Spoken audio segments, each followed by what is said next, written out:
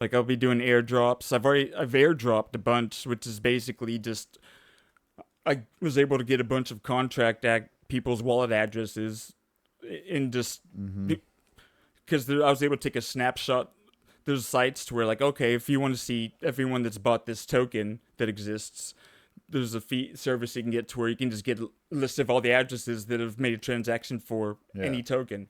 So I'm like, okay, well, I really like the Samo token I followed, and there's another one. So I'm like, okay, I just want to find the first 100 people that I could that have bought these two tokens that I invest in. So we're like, okay, you Mm-hmm. bought this. At least it's like a way to have a method for doing it. And I just airdropped a ton into like 200 people's random wallets. That's awesome. And plus, anyone that I've actually know that's had wallets, I just airdropped a bunch. But now, like, I'll definitely be doing a promotion thing that'll probably be on Twitter to where the first 100 people that just drop their Solana address, I'll airdrop probably a couple million tokens. I have to see. This one, we got 500 billion, so it's the thing. It's free. It's nothing, and Yeah. it's just something to I mean, have. so and look who at that. knows? Within a year, we've done a bunch of interviews. We have a crypto coin. Yeah, I mean, that's the thing. I can't think of any other podcast that's done it. I know No. that if a large podcast could, and I was thinking, Joe Rogan, if they did it, or large existing brand, Yeah. it would be frowned upon. I think. and they'd be copying us if they But I did. think it would be frowned upon. Even though they'll have Patreons, even though they'll have subscribers where they literally take money.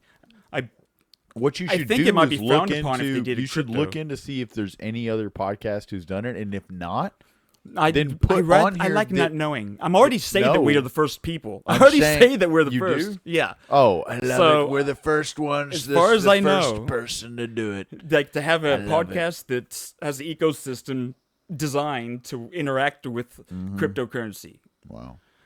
And there might be another one, but I didn't know off the top of my head, so I'm hoping there's not.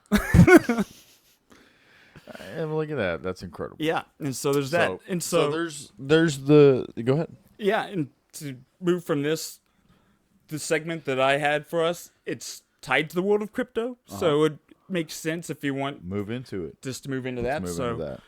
so talking about crypto and meme coins and that sort of thing, there's been in the last couple months, since the presidents got elected, a huge boom, a huge just explosion of meme coin investing and just madness. Yeah. And there's this site that came about, this called PumpFun, that was actually a site that made it so easy to make one. Like we could actually just casually do it right now, and it costs nothing. I actually made a potato one the other day.